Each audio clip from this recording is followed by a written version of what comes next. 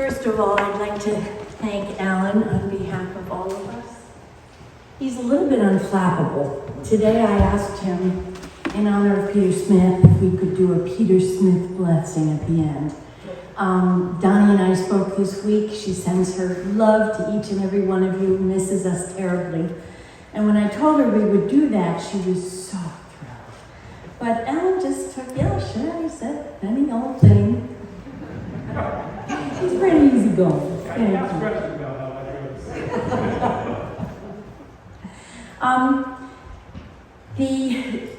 We're getting a lot of positive feedback about the sound system, and I want to once again thank Bob and Heath for all of their hours of blood, sweat, and tears.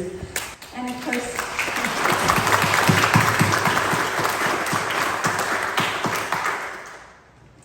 and now Bob's going to leave us for 2 weeks. He doesn't have permission, but he's going anyway. The annual meeting is in 2 weeks, and all of us should have received a letter from the Stewardship Committee this week. And if for some reason you did not, please let us know. We don't want to leave anybody out.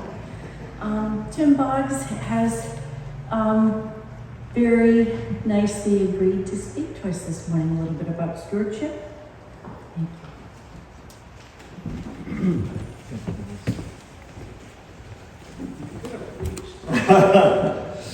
Well, we did indeed receive a stewardship letter this week in our mail. It was folded nicely in a big white envelope, and I bet some of you have received these before.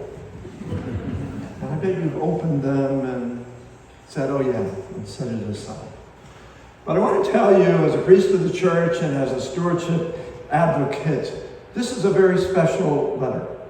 It's very well done. Thank you both, Anne and Peter, for your care with it. I think Christ was working through you as you wrote this letter. The theme this year for our stewardship at St. Albans is indeed, at St. Francis is indeed Christ working through us. And it's a theme that Alan started his sermon with that gracious prayer. God, take our mouths and speak with them, take our hands and work with them. And that is in fact what has been happening here, particularly this year, in this season when we've been struggling without our rector.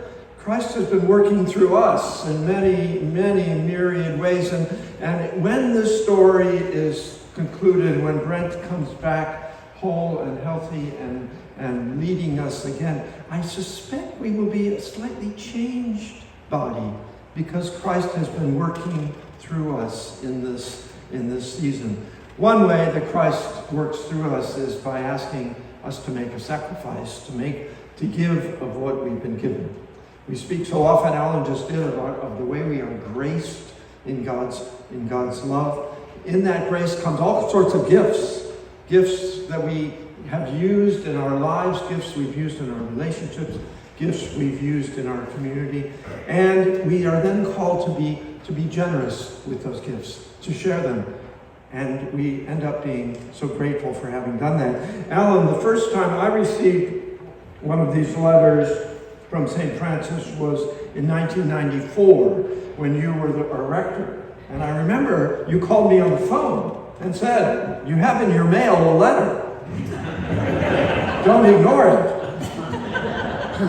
And I have proudly, and I will confess with some sacrifice, filled out this wonderful little form that comes with the letter. Each of the years since 1994, I say that not to boast, but to remind you that this is something that is in fact a gift. In giving, we receive.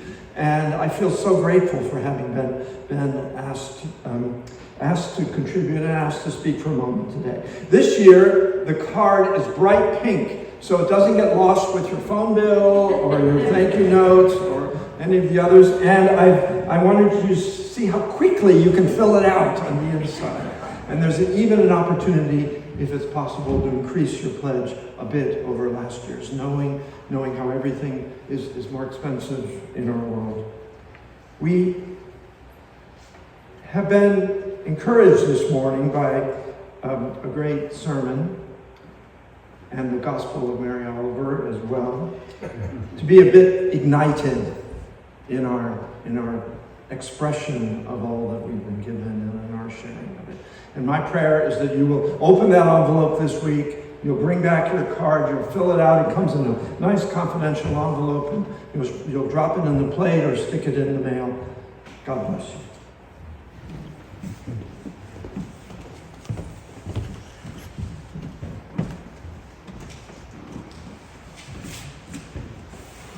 Stand and sing our closing hymn, hymn 540.